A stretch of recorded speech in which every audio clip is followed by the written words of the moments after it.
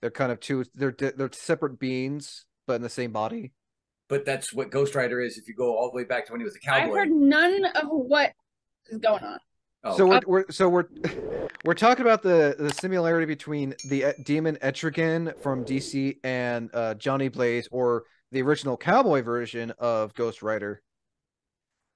Who like the Yeah, similarities? Oh, sorry, my internet went out. Oh, how they're basically one person, but the soul of the demon or monster, whatever, is in that person's body, and they could basically turn into that person on a dime. Well, except for Etrigan, he has to, you know, do his whole Incant. yeah, incant, gone, yeah, gone with the yeah. yeah.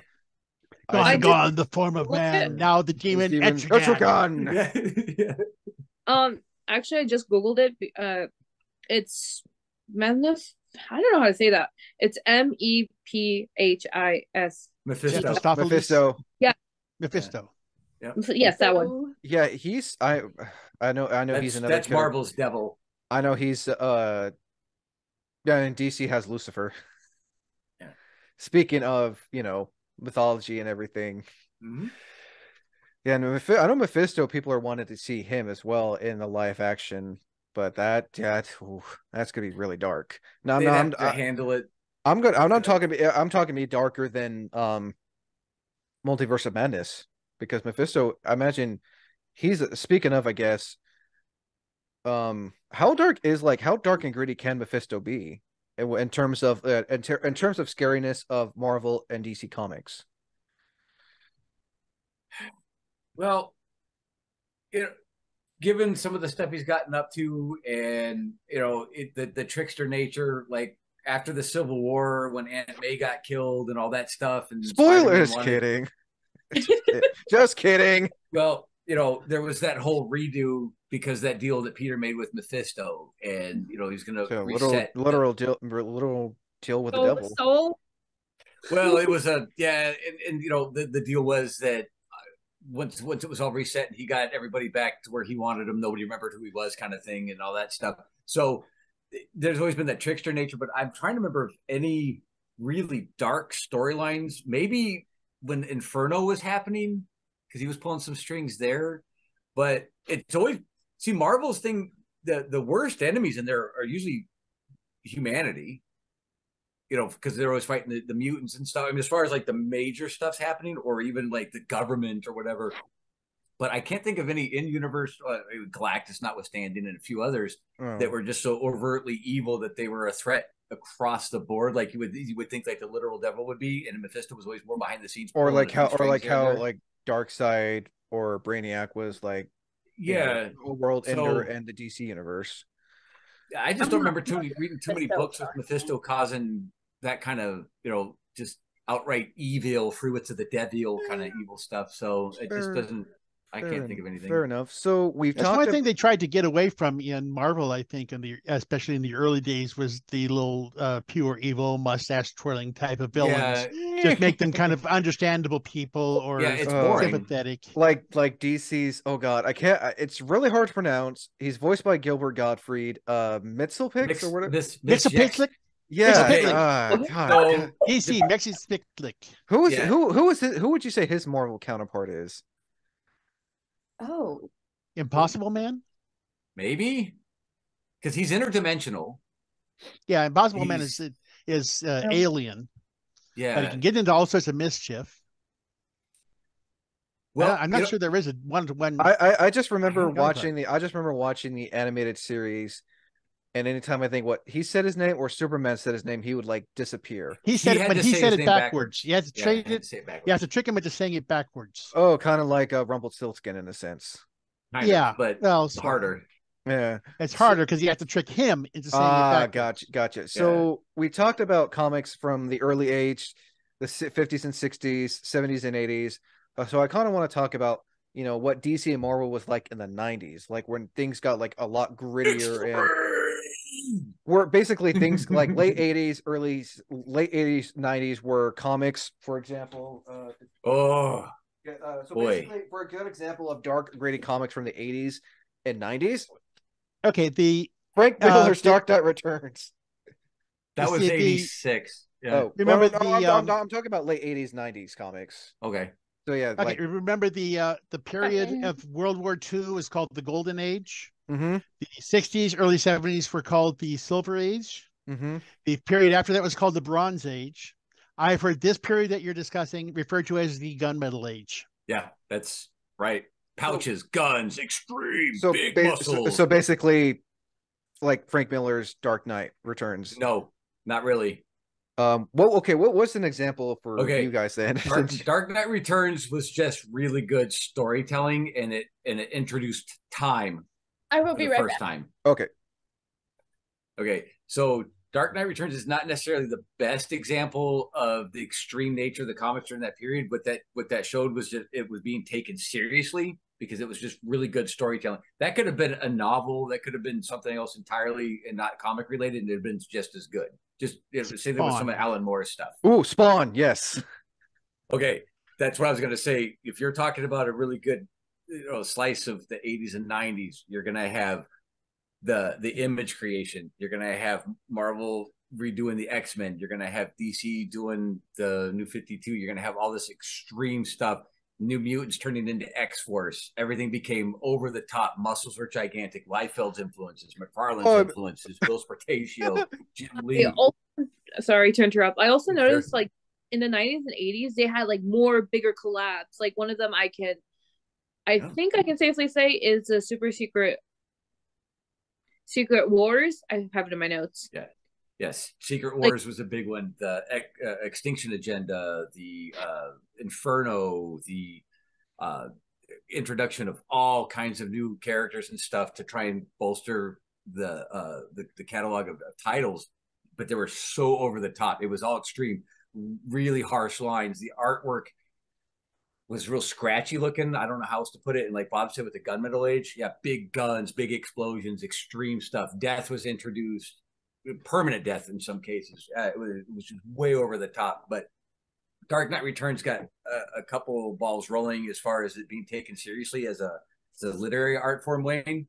For once, people are taking this stuff. So seriously. Blackest Night. For anyone looking for talk about like what Bob and Brian are talking about, here's a good example of like 90s comic art style, like Spawn. Yeah, just dark, gritty, dark colors. And then on the other side, it was real bright and colorful and explosive and just big guns and stuff. Yeah, that was what you were looking at. I don't think I have one right here. What's another example of a 90s comic art style? Look up the first Jim Lee cover of the X-Men #1 when they rebooted that. Oh yeah, here's another one, Bob. And speaking of 90s comics, I just typed in 90s comics, a Batman one, and what's it called? Black Wolf. Yeah, and then you had Deathlock came back. That's just a weird that's just a scary looking version of Batman. Yeah. Legend of Dark Might, basic. Okay, Dark Might. Oh, that guy. Dark Might, basically. If anyone's familiar with Batmite, which is a cartoonist from another world. What? He's so annoying. What Mixes Pitlick is the Superman. Batmite is the Batman. Yeah. Except that Batmite is a Batman fanboy. Yep. Yes. Oh. Okay, I don't think just like how Gwenpool is a Deadpool fangirl. Yeah, I was trying to see if I had one of the graphic novels behind me, but like you look up, like I said, Will Spartatio stuff, Jim Lee, Liefeld, McFarlane, some of these guys in the 90s, especially when they went to go do Image, and then Valiant was trying to get on board, and a lot of these other guys, the artwork just exploded. And we got DC's Slade Wilson, and also the artwork started to get more graphic. Deathstroke the Terminator, who Crisis on Infinite.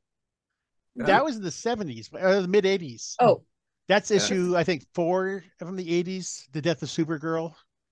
Yep, but it's just mid 80s on, they did start ramping everything up. And like Elsa just said, that the art got a lot more graphic and not just necessarily violent, just graphic in nature. It was way over the top. Everything was hyper accentuated. And it was because you had a lot of young kids that had grown up reading this stuff, but society was changing. Well, like we said, Wayne, a lot of this stuff was a product of its environment and what was popular. Venom was a big thing in the late 80s, and the Todd father made a huge impact, and everybody was copying that. And then Liefeld came in, and Jim came in. Oh yeah. And guys like John Byrne, they just started going crazy. Was he in his first introduction in the X-Force stuff? All these new X titles, and it was like, that's what I was saying originally. It's extreme because it was, everything was muscles, guns, sex, and violence, basically. Oh yeah, for quite a while. But that was very short-lived, unfortunately, and not everybody came out of it on top. Marvel was hurting at that time. DC started hurting. Really? And then they went, oh yeah, because they started trying to diversify too far and outdo the other guy. And when you've got 30 books in front of you that pretty much tell the same exact story, and it's just guns, bullets, and broads, like Frank Miller had done with Sin City, which was the title of one of the books. Really good movie, by the way. Yeah, you're just exhausted. And also at this point, we were getting we're also getting dark and gritty Marvel and DC movies like Dolph Lundgren's. Well, that was an attempt to save the companies from going under with the Punisher and stuff like that. But the Blade, but the comics themselves and the similarities and differences were almost back and forth. Foil covers, holographic covers, world-changing events, Death of Superman, stuff like that. The investor market, speculators. It was just bottoming out with quality stuff. The trading card game. Oh yeah, speaking of foil comics, the new Titans one, a good example. Foil, a new Titan. This one came out in like 1992. It's by Wolfman, Grummett, and Vey. Yeah, but they just really started to push the variant covers. It's very, very. Was it supposed to be like supposed to be like an eye catcher or something? Like, ooh, look at the shiny buy me. It was an investor's market. So basically, by their logic, if that was true, if it actually worked the way they had intended, I'd be a multimillionaire. Samantha would have been in the top shelf, Ivy League college and stuff, because my copy of X-Force #1 with a limited edition card or the X-Men multi-cover issue was going to be worth millions in 10 years. So basically, it's like, visually look at it, but inside it may be crap. Yeah, because it's going to be a #1 and worth something in a few years. And when you're doing a limited run, all these companies were notorious for it. A limited run had a higher production than their standard runs. That should tell you something, but nobody saw it like that. And they were all doing it. So limited run had twice the production of a normal comic run. It just flooded the market. How is that limited? That's the point, Samantha. It wasn't, and it was to appeal to teenagers. It was appealing to the speculator market, and I'm really glad to hear that Elsa and you both never fell into that trap, or have an attraction and an appreciation for character development and good artwork, as opposed to just crap out there. So, I mean, look at the artwork behind Elsa. That's fantastic stuff. Thank you. Yeah. Which is not Marvel or DC. Yeah, which is great. Technically, My Hero Academia is based off the Marvel. And it's also confirmed it's in Marvel times. Yeah, it's great stuff. Yeah, it's all nice. Awesome. Yeah. But I'm a fan, by the way. Well, like I once said in the X-Men 3 podcast, basically what Brian was saying, how they were making these comics look all flashy on the outside, is basically putting shit on gold. I mean, glitter on shit. Yeah, it just doesn't work. And unfortunately, through most of the 90s, everybody was doing that. There was reissues, there was restarts, there was introductions of new titles, there was old characters shown in a new way, and there was crossover after crossover because this new artist was working on this title and this new artist was working on that one. Let's get them together. And it did not work. And it was a rough time. Not to mention, you had like fresh artists out of college just wanted to jump on the DC and Marvel train just to get, help get those out there. No offense to any Marvel and DC artists who worked in the 90s. No, but the except Liefeld. And except Liefeld. Yes, screw that guy. But the couldn't draw feet, and we got small head, big body Captain America. At the same time, Liefeld was responsible for Deadpool, so we'll give him that. Oh yeah, no, I remember hearing how Liefeld, he's Deadpool's creator, but I heard he could never draw feet. I know people weren't a big fan of him when he did Captain America's show you what Captain America looked like in the 90s. But that was the famous profile picture of, or infamous profile picture of Captain America with the chest that you can put a drink on. But you look it up, Samantha. But the main issue with all that, and the big similarities between all these companies at that time, Wayne, is that they were all trying to do that kind of stuff. They were pushing out these guys, and because they didn't know any better, the artists. I mean, so like Stan was showing off his new hit team, and look at this fresh new young artist, Liefeld. He's the greatest that there's ever been, even if he couldn't draw. But because the man said it or the company said it, that's Rob what everyone's going to buy. Captain America, right there. See, god awful. Oh, it's. He can keep his refreshment on his chest like that. You literally could just put something there. But he's the greatest artist ever. Oh no, Marvel said so. Wrong. Rob Liefeld. Like I said, Rob Liefeld. Like his art is good. I remember hearing years ago how the reason why people were making fun of Liefeld because he couldn't draw feet is why you really didn't see, feet. Oh no, he was a train wreck from the begin with. What I was being sarcastic. I'm just saying that he was considered this great hot artist because the companies were promoting him to be such, and DC was doing the same thing on their side. And that period of comics, like Bob had said, with being the gunmetal age, is true. They were just going to extreme sports, extreme this, extreme that, and it just did not work. Liefeld I would like to credit and McFarlane with Spawn. I'd like to give credit to Stephen S. Long, who was for many years the owner of Hero Games, author of the rule book and Dark Champions and many other related books, for coming up with that.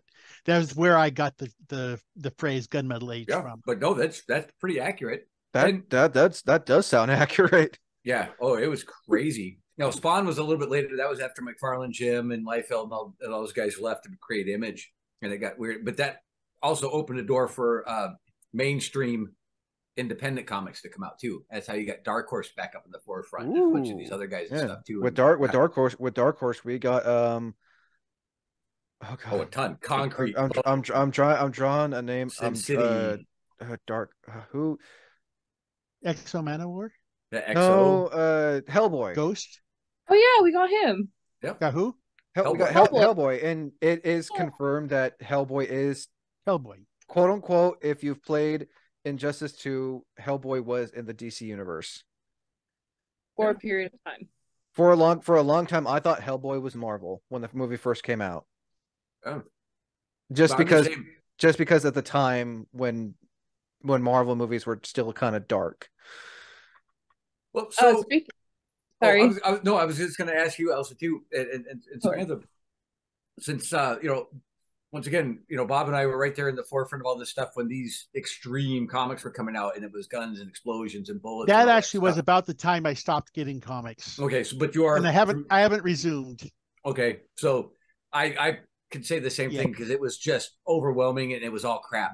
But the core reason question I was going to ask too is that it was completely unappealing to me. Sounds like it was to Bob too, because it was just too much. That wasn't the reason. Junk. Okay. It was because I lost my job and ran out of money. All right. I just walked away from it because I got tired of people coming into the shop asking if this is going to be worth any money and all that. And I was like, no, I'd rather have an old reader book than a bad investment.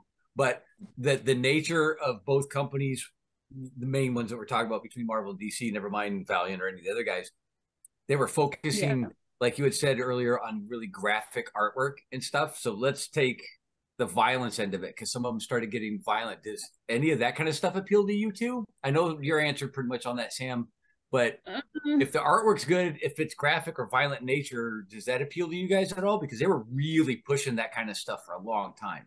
It doesn't tend to me. Me either. Yes. I don't really like a lot of violence. Like even the Titans show was kind of pushing it, even from the start. Okay. It's like, I don't know if I like this, because that's not what the Teen Titans are. They're not supposed to go around killing people. So it's like, and then they made it into like a one comic book thing. It's like, I don't really want to see the Teen Titans just murdering people for no reason. Like you can tell a story without violence. It's just unnecessary. Yeah, well, that's why I was asking, because if contextually it's not needed. some of these books with a little bit darker edge, like Wayne was talking about, or whatever, is fine. But if it's overt, like they were pushing, it's unappealing because it's just too much. Unless you're really into that stuff. No, if it helps tell the story, if it's specifically, I'm bringing here again, bringing this in from the writer's perspective. If it helps tell the story, that's fine. If it doesn't help tell the story, why is it there? I will agree with you, Bob, completely. Like, I just feel like there's more effective ways of telling this story. Yeah. And I also agree with Sam's point of view of like. I'll be right. I gotta use the bathroom. Continue to talk about comics while I'm away. Don't fall in. So okay. Other than that, like, yes, we do need violence if necessary. Like Sam was saying, in the Teen Titans, Robin just straight up murders a couple of people for no reason. Like, we do not need that. Like, for example, if it's Batman versus Superman and they need to battle each other to death to see who wins, then yes. Violence can go to an extent. And if we're looking at the Joker's killed a bunch of people, and we're getting information about from the autopsy, then that it's reasonable to get a little bit of the graphic on the injuries, or if by the same token Batman is fighting Killer Croc, then there's gonna be fists flying, and there's gonna be blood, and having a reasonable amount of the consequences of violence. Yes, let's show that. I mean, that I think was part of what a small part, but part of what the Nightfall storyline was about, where Bane broke Batman's back. Oh, I remember that. Yeah, it was so rough. yeah, we get rough. we get some. We get the actual. We get to see the consequences of a bit of violent life. If we get an older Batman in older Bruce Wayne in Batman Beyond, where he's put his body through all this wear and tear, and he's not getting around so well. That makes sense, and it's realistic, though. Yeah, exactly. He can still beat the crap out of a common thug, but he still needs Terry McGinnis to wear the suit. Yeah. So also for you then, if we go back to the similarities and differences, if Marvel's got a story out, DC's got a story out that you're really into, and they're both overtly graphic, which you might not be into, violently graphic, just for the sake of doing it, is that an instant walk away from you? Once again, similarities and differences being what they are, or would you go through because you're familiar with the characters? Kind of the exact opposite and extreme. Yeah, if they're just going, if either one is going through just violence for the sake of violence, don't care who the character is. Yeah, I don't care who the character is. It could be, it could even be a crossover of the Flash versus Nocturne. I'm not going to go for it. What about you, Elsa? In this case, I'll choose Marvel because I know how violent DC can get, but I also want to see how violent and gruesome they can be. Okay. Because the characters you know again, or just more intrigued by see what they're going to do with what you do know? It's more of that curiosity, like, okay, oh, are they going to pull this stunt like this person did, or Okay, so it's just like watching the train wreck. You can't help but look away. Basically. Yeah. Okay. Well, because like I said, both companies were doing this. They were being overt in multitude of ways for a long time for the sake of doing it, just to get that extreme edge, because we want to be the top dog, like, because Top Cow and a few other companies were getting really violent and gross for the sake of doing it. So to see, and I know Sam doesn't like overt violence in any capacity, but if you had to, you would go with a Marvel if they were doing the same story, overt graphic violence just for the sake of it. Okay.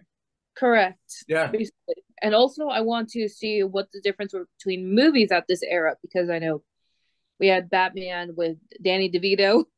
Yeah. Marvel. Oh, which ones came out that year? Marvel didn't really do a whole lot in not that then. era. Not I think anything you would have ever seen. Unless you really like bad B-movie Punisher films, and then the Fan 4 that never saw the light of day, things or like that. Or that 90s Justice League movie you were telling me about when we did filmed but never. Yeah. Yep. And from the pictures I saw of the 90s Justice League film, it looked pretty decent. It'd have been all right. It'll work. Yeah, wasn't that like David Ogden Stiers as the Martian Manhunter or something? Yep. Yeah. So I would have liked to. I would still kind of like to see that one, even though it's DC. Yeah, would have been That was, interesting. I mean, that was that was our first attempt in the '90s for a Justice League movie. Yeah. I guess since we talked about the comics, now we're going to talk about DC and Marvel in the early 2000s. Which, if anyone's familiar with with 9/11 and everything, there was a lot of like serious, sad comics in the early 2000s. Oh, that was the mood of the day, really, Yeah. because these comics were made in the United States. They were still, I think, at the time, mostly headquartered in New York.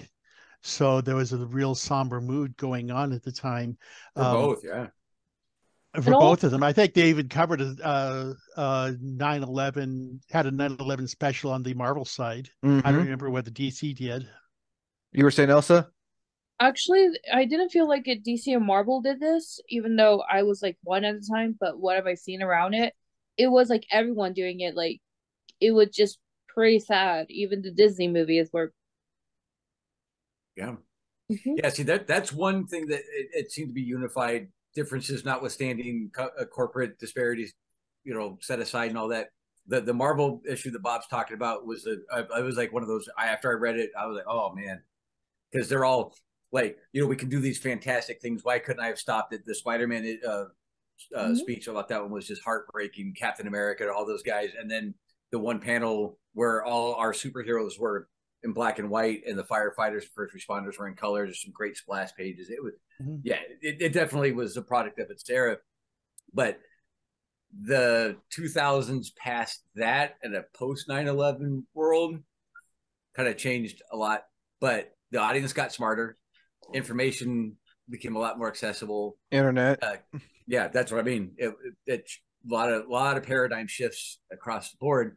So, Sam and it sounds like Elsa are pretty close to the same age, if not a few years apart.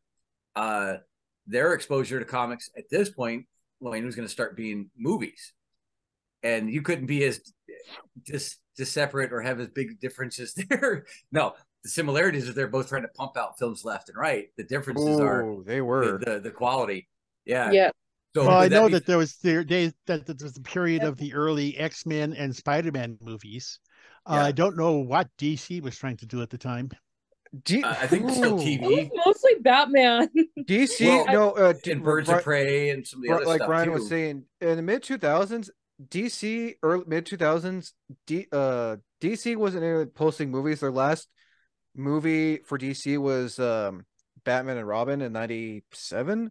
Other than that, like Brian was saying, it was mostly the animated universe. Yeah, it was the animated. Yeah, DC was doing a lot of animated stuff, and they were doing live action TV shows from Smallville, the short-lived Birds of Prey. That's right. Yeah. It wasn't underrated Birds of Prey. It wouldn't be until the Superman Return. It wasn't until Superman Returns this was the next live action DC film. Because other than that, Marvel was just pumping out movies left and right, and this was pre-MCU at the time. So the Incredible Hulk, the Spider-Man films, X-Men films. Hulk was the first one with Eric Bana. Yeah. So DC. And Incredible Hulk was the one with Edward Norton. So for the longest time in the early 2000s, it was just live action DC stuff and animated stuff because that's what was popular at the time for DC. See, and I think that's where the girls' biggest influence would have come in and maybe piqued the interest to read the comics and stuff. Is that accurate for you also? Is like, the TV shows or the movies or something? Because it would have been right around when you would have been able to comprehend it all, or? Unfortunately, it was through my brother's influence and seeing how happy he got. So you were already reading comics before some of these movies started getting pumped out, or before you were aware of them? Basically, because I grew up poor, so basically the best thing I had was comics at life. Awesome. No, I think that's fantastic. Okay, it's just like I said, I'm not 100% sure in your age, but I just assuming somewhere around Sam's age, because she got exposed to all of it, and that's because of me. What's that? Not by choice. Yeah, well, yeah. But the movies were a big influence because if they didn't want to sit there and read the cool funny books or colorful pages and stuff, or couldn't touch my comics because don't touch that, it's a first edition or whatever, the movies were a nice substitute. Oh no. And that's where a lot of people got exposed to it, and then they would find these similarities and differences. Oh, I didn't know that Marvel had Moon Knight when DC had Batman and stuff. So, when you get into this time period, it kind of just opened up multiple gates for these differences and similarities. And that's hell, my exposure to the comic book world was was surprisingly enough, my first comic book was exposure was the Spawn movie back in '97. Okay. And then did you know that it was a comic when you watched the movie though? Oh no, all my exposure to all my exposure to Marvel and DC comics back in the day was the movies from the '90s and the animated shows from the '90s, and they and well, I hate to say it, but my first exposure to Superman was through Dean Cain. Well, that's fine. That's fine. Yeah, he is still my favorite Superman. Yeah, it worked. I mean, that was my exposure to. So I might as well throw my experience with Marvel and DC. Sorry. You're fine. That was my exposure, and it wasn't until like 2013 is when I first. Give me a minute here. I have it. So the first comic I ever officially bought, like me personally, was the Batman Chronicles Volume 1. This was my very first comic back in 2013. And I've read through it multiple times, and just seeing the artwork from, I'm find an example. So yeah, Batman's original, look. Oh yeah, that's that's the stuff. Give me. You go to the next one. While you're looking for that way, and I did since Elsa's his original costume. Oh yes, yeah. Yeah, and then his his first introduction in Batman #1, which was the first introduction of Joker, the first introduction of quote unquote Catwoman when she was blonde, and then the return of the Joker. That was like this was like Vale the next issue or 2 issues later. Yeah, I need to collect the rest of the Batman Chronicles, because they also have one for Superman, Green Arrow, and Flash. Yeah, which, since you brought that up, with that particular book there, I know Sam's answer pretty much, but also I was kind of curious, since you were reading the comics first, movies probably appealed later on, stuff in formative years. Mm-hmm. When you found an attraction to something, where you and once again the differences, similarities being what they are between the two companies, whatever it was you're interested in, were you compelled to go find the origin to all this stuff, or were you wanting to look more forward? I was actually looking more into the origin, like for Plastic Man. Okay. I believe it was, oh God, what issue was it? I think it was the issue 12 that I first read about it. I was like, oh my God, who is this guy, and what's his his whole story, like. Okay. After a couple of pages. So yeah, even if you'd seen the movie or read a book, the differences or similarities between those two, you would still want to find out the source. Correct. Okay, so if you've seen a Batman movie and read a Batman comic that were current to whatever time you first introduced, let's say, I mean, I'm just picking the characters since we all know them, and you were intrigued by it for one reason or the other, the comic for its own reasons, the movies for its own reasons, you would still have been compelled to go look at the origin stuff. That's intriguing to me too, Wayne, because a lot of people Sam froze again. Oh. She got attacked by 1960s Mr. Freeze. Yeah, done. Yeah, okay. No. Wayne, we really need to put a counter up on the screen for tech issues. Every Yes. time there's a tech issue. I'm gonna. Well, I think Bob, you're a king on that, aren't you? Because of the mic issues every time. Internet, apparently. Oh yeah, I've had this is the first time I've had a working headphone mic. Oh yeah, and no. my dentures. There's been a lot of. It just depends on the guest. There's always, or on my end, I'll see like everything's fine on my end, but then I'll see their screen froze. So it's always it's Zoom. it's Zoom. Zoom is not like fully reliable, but Zoom is like where I can have a big group of people, and when I edit, I can add in the stuff in post. So Elsa, has that been that way for you for every character that's caught your attention? You go backwards? Yes, because I also have autism, so I what's that word? Fixate. Yes, I Hyperfixate. Yeah, me too. I gotta know everything. I want to start off this. So are you a true completionist then, in that regard? No. Okay. Well, because some people do get that way. Every appearance, every known, mention, every known this, you want to go look into it. Okay.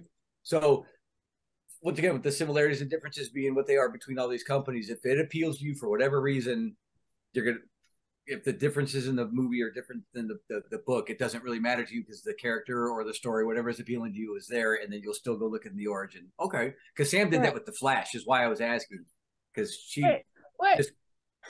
Well, remember when you first started watching the TV series, and then you started gobbling up every possible thing you could to find out where Barry and then where Jay came from and Wally and all that kind of stuff. Yeah, it was.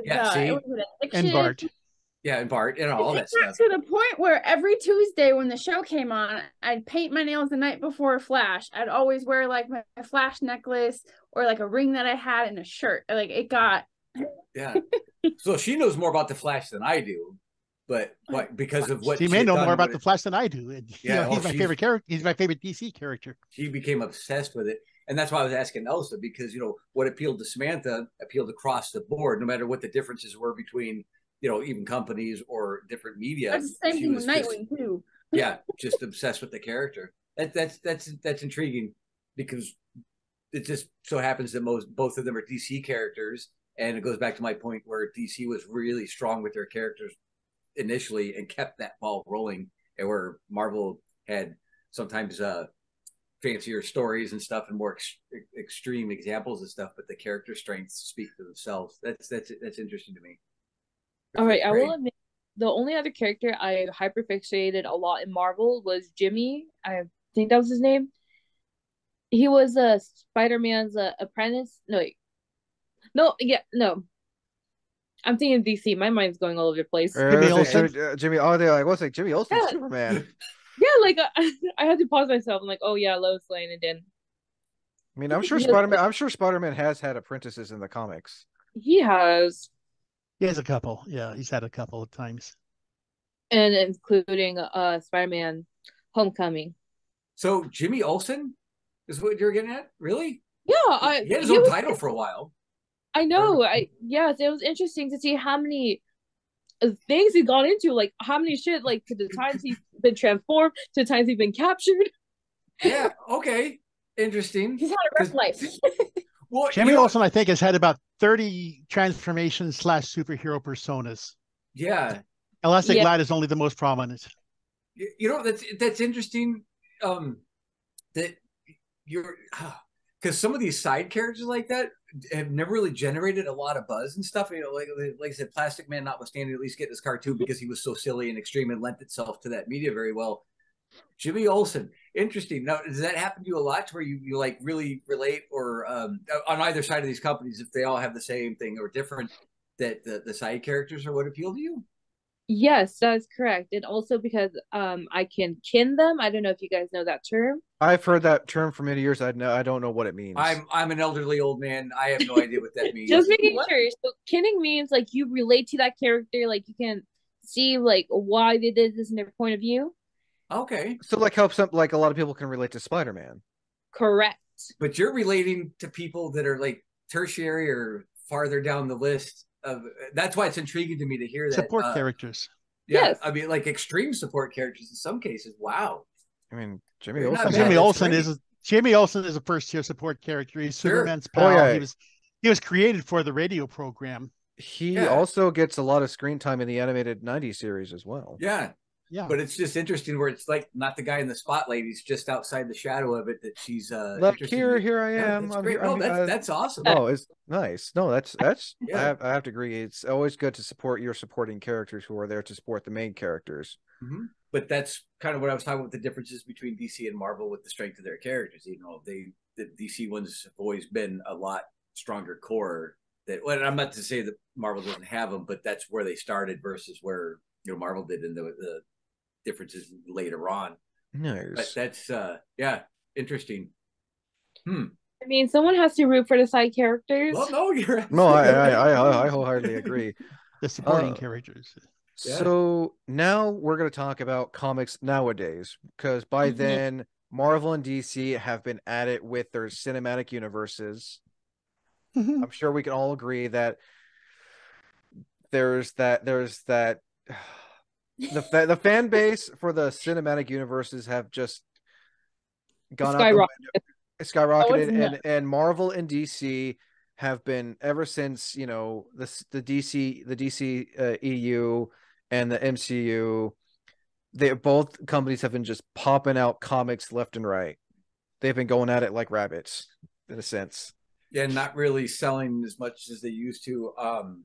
I haven't actively bought a comic in I don't know how long, and the last one that I got, I get a lot of trade paperbacks or graphic novels, was the Last Ronin, which is a fantastic story, by the way. The Turtles thing, but that's what's appealing to me anymore. This was the last one I bought, and it's an indie comic called Ayn Rand's Red Pawn. Ayn Rand, yeah. Last one, my last one I got out of package. Oh wow! Oh, let's see that from again, Samantha. Flash Year One. Yeah, Oh, nice. I haven't read it yet. I keep it's still, you can tell it's in the package because how the reflective surface. That's It is. My last one is currently in storage. It's the 3-volume trade paperback of What If Stan Lee Created the DC Universe. Oh, nice. And by the way, Mary Maxwell took Barry Allen's place as my favorite version of the Flash. Who? Mary Maxwell. Mary Maxwell, Stan Lee's version Oh, of the Flash. Mary, I'm In gonna that look. series. I'm gonna look them up. Elsa, what was the last comic you ever bought? I've never owned one. Wow. And there's nothing. And there again, there's nothing wrong with that. Now, with all this, because the comics of owning, I prefer mangas. There. Okay, I was just going to ask though, because of what, you know, the Demon Slayer and the academia stuff. That if MIHA and the Demon Slayer, Demon Hunter. Okay. Yeah, it's called So- Demon Hunter now, new name. I can't see what it says on your Yeah. shirt right now. Demon Slayer. So. Boss, about it. is this Mary Maxwell? That is Mary Maxwell, the Flash. Ooh. That is. I Cool. like the And- outfit. I would love to see someone cosplay this. So would I. And she is a comic book fangirl, that's what I love about her. And my only issue is whoever I can't imagine someone trying to make the ribbons attached to the helmet. challenge accepted. I mean, I want to see that. I want to see that. So Mary Maxwell, she's DC. Okay. Yeah, that's. Oh, Is this- okay. Okay. Oh, What if Stan Lee created the DC universe? He took several characters' names and just said, "Okay, what would I have done with that?" And I love what she says. Like, okay, world, get ready for the Flash. the concept is really cool, though. If it wasn't an interesting one that he did, look at his Wonder Woman. Okay, It had a bunch of them. He had, Robin and Shazam and so this Green would Lantern.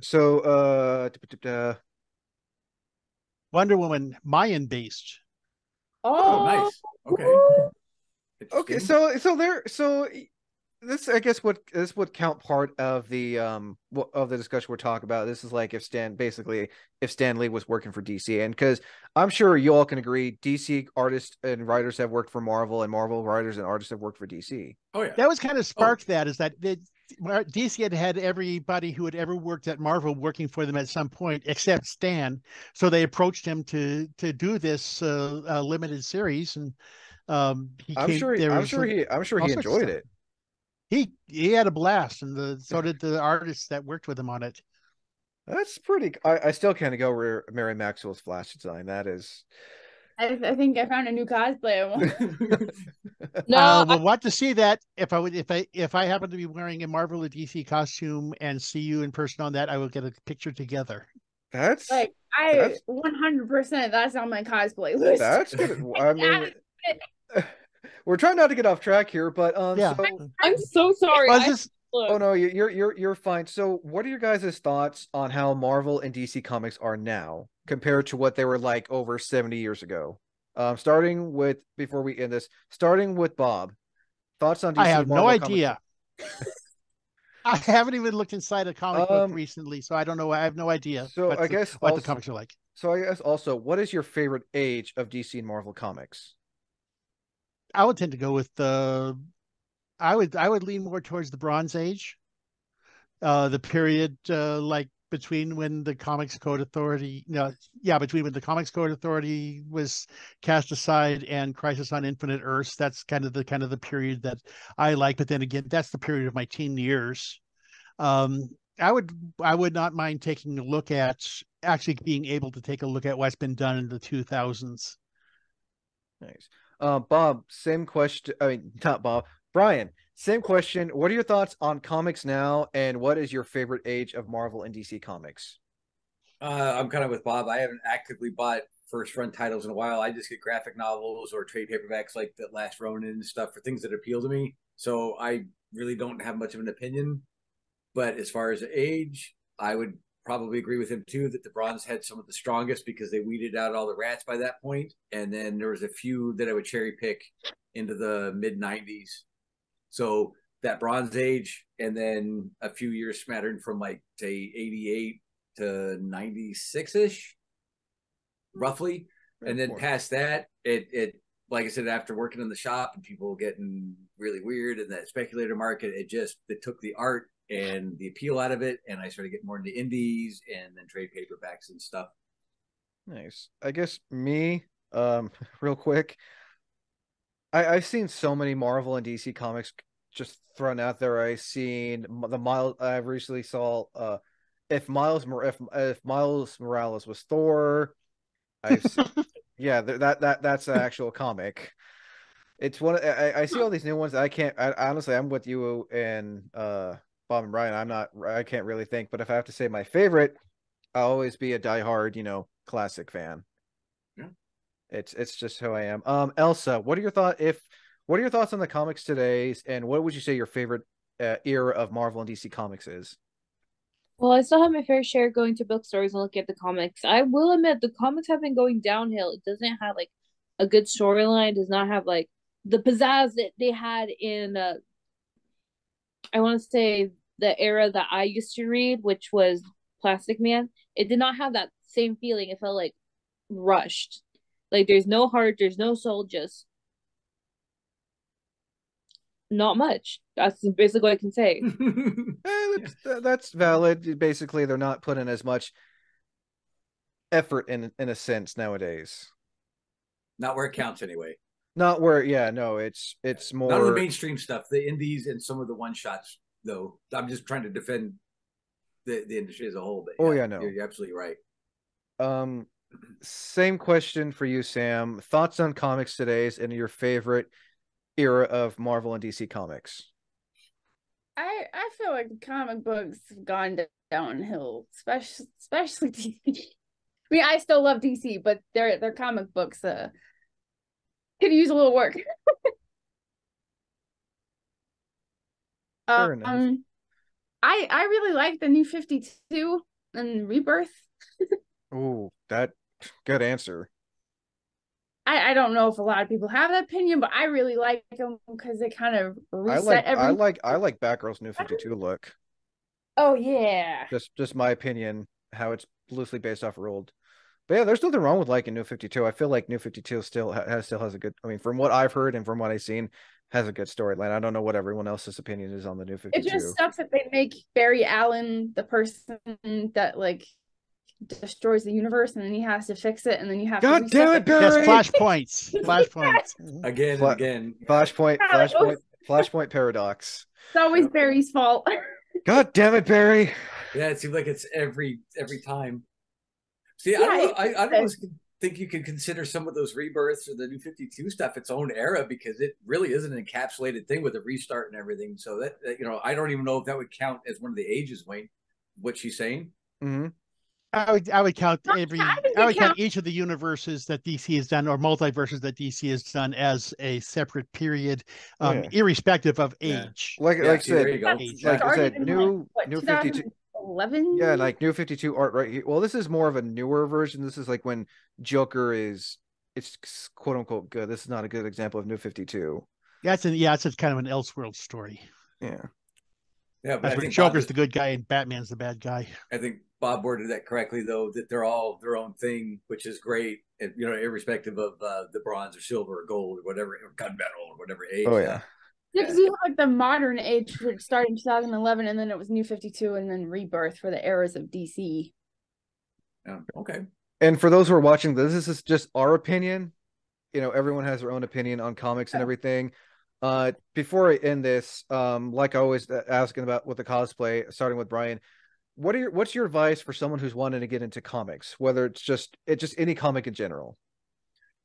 Well, I would actually advise to do what it sounds like Elsa did, and either go to the library or even a comic book store and reach, at least have every shelf that you can reach, and just look, because there's a wealth of good titles out there that might not reflect their cover, and there's some covers that might not reflect what is inside. It's going to go both ways. The inside's really good irrespective of the cover, and the cover may be really good and the inside might not be.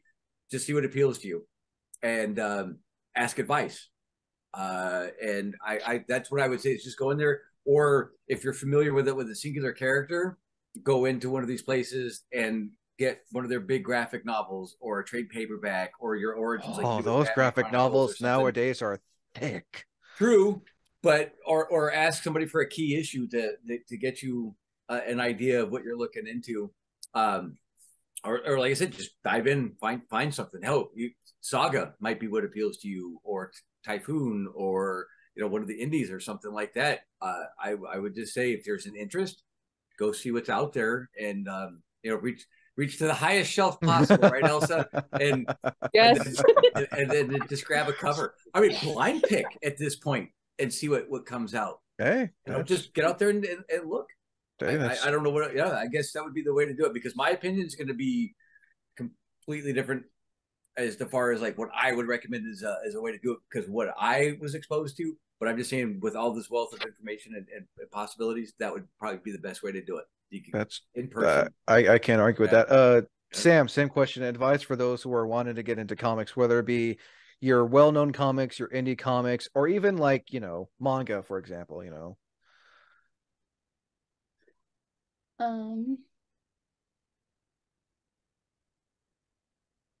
I would agree with what my dad said.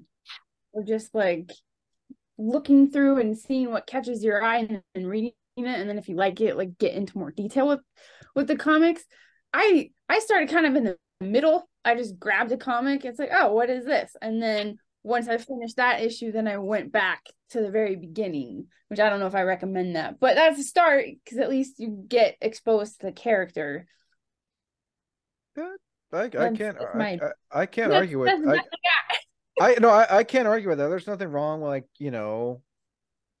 I mean, that's how I started. It's, I read, I've skimmed through some comics at a comic book shop. Then it's like, I wanted to know more about the characters. So I started from the beginning, and, just my comic book collection is a mixture of old and new comic books. So I really can't say much on that matter. Elsa, same question for those who are wanting to those who are wanting to get into the mainstream comics, indie comics, or manga, advice you would want to give. So basically, you can go off based off recommendations, or what I do nowadays is like Google, what are the top 10 best action / romance or etc., and see where my options are and go from there. Or you can do the old-fashioned way, as everybody's been telling me, just reach the highest shelf and yank what you can get. Or just make sure to bring a tall friend with you so they can get the comic. No, you gotta put in the work. And Bob, same question. Advice for those who are wanting to get into comics, whether it's a well-known comic, indie comic, yeah. I'm kind of a mixture of what Brian and Elsa said. My starting point would be to go to the public library, see if something interests you that they have. If there's something that you're wondering about that they don't have, usually you can make a purchase request, ask the library to buy it, or do an interlibrary loan. I first got into the Exiles because I was looking for multiverse stories, and Exiles was about touring through the Marvel multiverse, and then I got to really like the team, especially the core members like Blink and Nocturne and Morph. Nice. And the rest of the team tended to be like this rotating cast who either left or got killed off every once in a while. So you kind of can look up what kind of stories you're looking for. Use Google or Bing or whatever for that, and then get them through your library. You can also get a kind of a basis on it from the media adaptations, the animated and live action television and movies. Those can give you a general idea, especially the more recent ones. Don't go by the stuff that was made in the 90s and aughts. Yeah. Especially like Green Lantern or Steel or Shaq's or the rebooted Fantastic Four. Shaq's one and only comic book. Fair enough. Me lately, I guess might as well throw my advice. I really can't say what these guys have said, but I do have to agree. Also, a good recommendation in my opinion, since I can't always go buy a comic because comics are expensive. Web comics are the best thing too. Sure. Webtoons. There's this one Batman comic I've been reading called Bat Family. It's a really good Batman comic. Shows all the entirety of the Batman family. It is on Webtoons and it's free unless you want to pay the $5 to get that pass skip thing so you could read the next week's issue or something. But yeah, webcomics are also fun because I mean they're not like they may not be similar to like flipping through the pages because I know a lot of people like reading comics, but if you want to, webcomics is also a good thing. Well, but it might inspire you to go get that graphic novel or trade paperback or do what Elsa did or Sammy's done and go backwards and find the origin of this stuff just by that exposure. Okay, if I don't have to invest money and all I'm looking at is just a couple minutes to read this thing and oh my God, this really speaks to me, then yeah, you might want to have a physical copy of it. So that's just as viable as what I was talking about.